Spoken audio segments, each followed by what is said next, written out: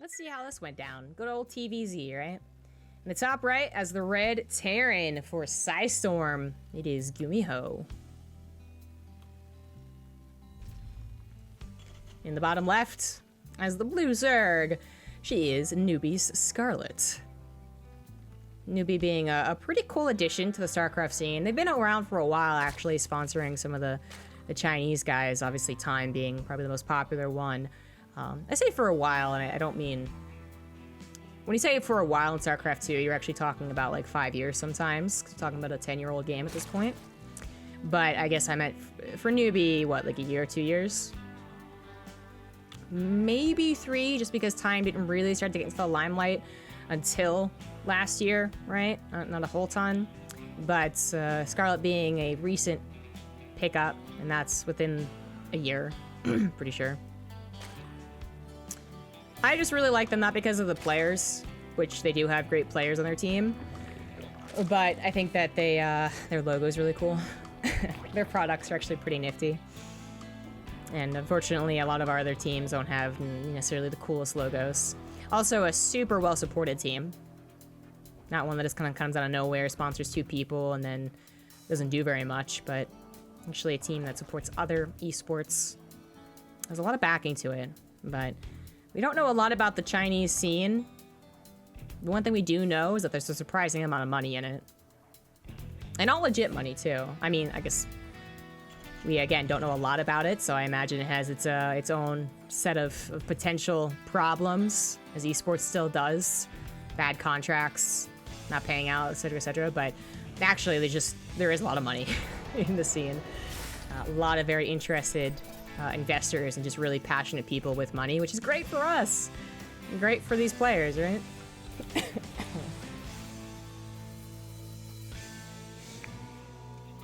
Hey, Borsty.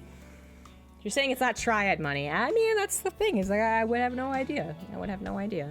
But I gotta assume that not all of it is. But even the Chinese Team League, which is partially being cast by Wardy, isn't always, and it's got 6 teams. But yeah, it's not always being cast, so there's just so much we don't know about it. But Scarlett is, if there's one foreigner who does know a decent bit about it, it is her. Not only has she joined the team, obviously, so she would know a little bit more, but she even helped set up a team house in China. She spends a lot of her time in China, not being too far away from Korea, and seems to just really enjoy the culture and the country. So it was a really good pickup. A little awkward, I guess, because there was that like transitionary period where she was on what was that team she was on? It was basically all the Acer staff, but moved over to a new team. No, not Exceed. You guys know what I'm talking about. Blah was on it as well. Anyways. No, On Fire is never actually a team, not in StarCraft. That was just a bunch of players playing under the same clan tag. That doesn't ultimately matter, but just, buying time as we see a regular TVZ, third hatchery being harassed, and that's a little annoying. Hellions being produced. GuMiHo, there we go. Second Hellion being produced. Liberator. No stim, but also not 100 gas yet. We'll see if he is going to plan on swapping that off or not. Just focusing a lot on the micro. Okay, Armory does get thrown down here. Usually around 4 minutes is when we're talking about armies being thrown down. Scarlett could see that if she send the Overlord in, but no urgency to do so right now. She would want to send it back in to see if the starport swaps off, which it does. So follow-up of Cloaked Banshee not only helping deal more damage to what is probably going to be very weak queens, but also protecting you from counterattacks. Team Expert, thank you, exactly. I knew it started with an E. I can imagine the logo and the colors and everything except the actual name. So the helmet attack has not had... It's not been given any hints, so Scarlett should not be expecting this. She's getting a Baneling Nest that kind of times out with a lair so she can start several hooks as fast as possible, but doesn't time out to defend against a Hellbound attack, which does hit around like 4:40, sometimes 5 minutes a little bit later. Liberator distracts her. She does pull pretty quickly. I think what was it, like 4... No. Wait, how did they get 8 kills? I know some of it was larva, but 1 drone kill plus 7 larvae? No, there must have been some lings I missed responding to it thinking it was something else. Or maybe he killed an overlord? I could literally check. I don't know why I didn't. Really? And a queen, I guess. Okay, well that queen's a pretty good pickoff. That's a lot of Hellbats, and as I said, Scarlett just had no idea this was on the way. She did start to make Banelings about as soon as the Baneling nest was done. But as I was saying, it's a bit of a later Baneling nest, not really equipped to deal with the Hellbat attack so much as pair up with that lair. So the queens, they try their best, but against that many Hellbats, they don't even really have anything to focus fire, where maybe the medevac going down would be a nice boon. This is, I mean, what Hellbat do you attack? You attack one, you deal it half its damage, and then you got nothing afterwards. The lings will get roasted toasted. The Banelings do get some damage done, but the new queen pops and instantly dies. This Banshee, while very low, is still getting damage done. And these Hellbats are still not being cleaned up. GuMiHo transitioning into mech after this, getting a third on location. This was just too big of a surprise. Scarlett simply not thinking about dealing with a Hellbat attack. And one coming a little bit later, so it had, what, like 2 more Hellbats, 3 more Hellbats than some of the faster pushes. Yeah, it means that she was probably even got more off guard. And the Banelings just weren't plentiful enough with the support of what should have been, you know, still like 5 queens hitting away here. They died, and then the Banelings crashed in. Kind of at the same time, but the point is, there wasn't a lot of cohesion working here. There wasn't a lot to defend. And GuMiHo takes the first victory. Easy peasy lemon squeezy.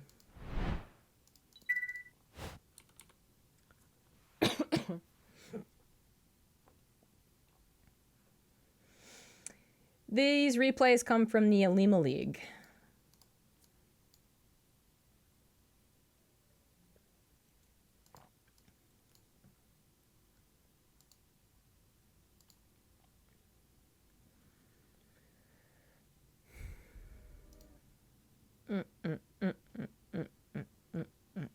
Gotta restart the entirety of StarCraft because it's an old replay.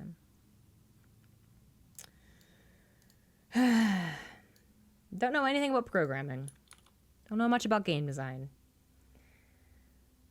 And it wouldn't even be a game design thing. It'd be entirely a programming thing. But the point is, I feel like every patch should not break replays.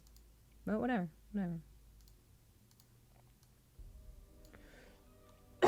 It's a sacrifice that we're willing to make with StarCraft to still receive its love.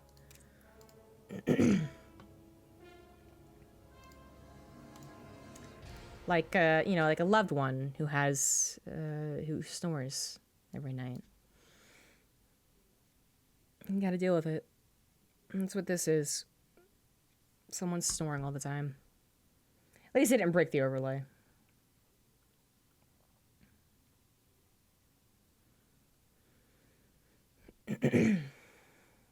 Small indie company. Kick. Oh, wrong button.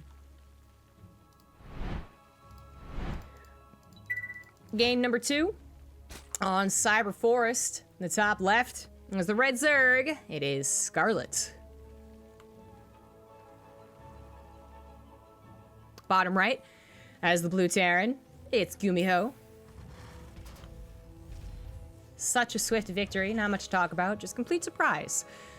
Scarlett, I mean, she could have, as I said, she could have run in with the Overlord. A Liberator takes forever to kill an Overlord. I don't know how many shots, but it's forever.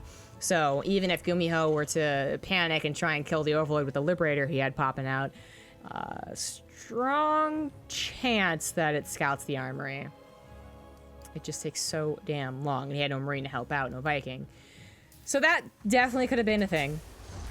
A lot of Zerg players, not, you know, you don't want to call it greedy, because behind every greedy choice from a pro player is the idea that if they don't make that greedy choice at the right time, then they die regardless, right? If they're not greedy when it is their opponent going for a 3rd CC build, then they die to the 3rd CC build because they're falling behind. And to pro gamers, a lot of these things, I mean, this is why they cast the way they do. And it's not wrong necessarily, but it is very, like, you know, final, is that every mistake really counts. Some of it's assumption that the other person's not making mistakes, which you know is basically never true. But some of it is because one thing leads to another, leads to another. But anyways, you're trying not to scout with an Overlord suicide anymore these days. I mean, that was the thing you literally had to do from 2010 to 2015. I'm actually trying to think about Heart of the Swarm, but I can't think of it right now. But I know that, you know, Overlord speed was actually a big issue for the likes of Idra back in the day, thinking that Zerg had the worst scouting when they considered buffing the Overlord speed. Another thing that was brought up in Legacy of the Void, in fact, from Zergs because of ZVZ, ended up not happening. But anyways, you don't want Overlord's suicide anymore. And there are ways to tell if it's a Hellbat attack. There's hints to it being aggression. That is by far the easiest way, and it probably is worth it. So maybe we'll see that here in Scarlett's second game against GuMiHo, but I don't know. I don't know about that.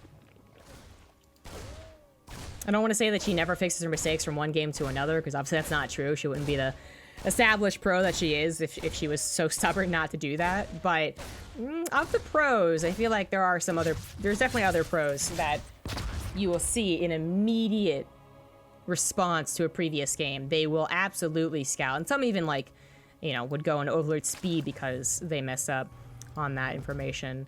But this is really weird. Speaking of information, Scarlett could see this.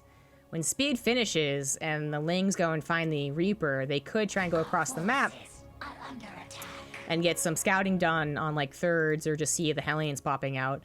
But you'd have to circumvent the Hellions, which can be difficult to do if they're aggressive with them, which is exactly what GuMiHo is being, aggressive with the first two Hellions. So she's not going to see the Starport. These Overlords are not looking for buildings, they're looking for Hellion attack paths, which they're currently covering. So this is just the most perfect Starport placement really ever, because this would be scouted by the Overlord sent to kind of scout the other attack path, but also any drop paths. And this is the more common location for proxies, which apparently Scarlett's looking for. She's been proxied by GuMiHo before, but she is missing this specific location. Really cool stuff. Gonna go on a Hellion drop. So not just about hiding the build, but also getting here as fast as possible. But Scarlett did have Lings in the main. She was suspicious of something. Yeah, like, it didn't have to be proxied. It could have still been a regular medevac drop, and she was preparing for timing of that nature. But she actually prepared for the proxy Hellion drop without seeing it. So I wonder if something else that told her this was on the way. Very, very good timing, either way. More Hellions are on the way. Armory once again. This time the Overlord's going to go ahead and see it. Really sneaky path on the bottom side here of Cyber Forest. But does she actually have the response to it? It's about to finish up. There's already, well, one less Hellion, but there's already 7 Hellions and a medevac here. Actually, a very smooth transition. I really do like this. But she has, I think, more queens in the front lines this time. I think she just made maybe a couple more queens in general, and she's even making 2 more, so definitely more queens in general. One queen also didn't die to Liberator as it did last game, and she finds the attack, like, preemptively, so she can really get the harassment started. Medevac kind of gives up on the idea of the main attack and goes for a Hellbat drop in the main. No target fire on the Medevac is a mistake, as she is responding to the Liberator currently. Lots of lost mining time, and then is also keeping her eyes on the Hellbats at the third base, making sure they don't run in and do some damage. They actually might have been more effective as Hellions in this one specific circumstance, but not quite getting that opportunity. GuMiHo will evacuate with the leftover Hellbats. Medevac's still alive too, is a great sign. Starport's still being used, send those Liberators forward. All in proxy means that even you kill one, you expect a certain amount of time before the next one, if you even get a next one. And it's actually a little bit shorter. Can be something that really throws off Zerg players who are used to a certain tempo, used to a certain timing, and oh god, here come the Hellions, as I was talking about. These aren't those Hellbats, though. He just has that many Hellions from constantly producing from the reactor factory, not having to be worried about countered, because he knows what Scarlett has. You know, why go into an emergency siege tank if there's no reason to go for it? So just so many Hellions being used to burst down that mineral line. Oh boy, roasty toasty. 30 drones go down as the Hellbat's also dealing with some queens and some lings, and this is too much damage to take. Jeez. How did 34 drones go down? I guess that's almost an entire 2 mineral lines is what happened there. This Liberator also getting a cheeky spot away from the Spore Crawler where it would usually be. Doesn't get a lot of damage done, but still, this Liberator also still doing damage. I mean, good God. This was so much harassment. I'm actually really not sure how Scarlett was supposed to hold against literally everything.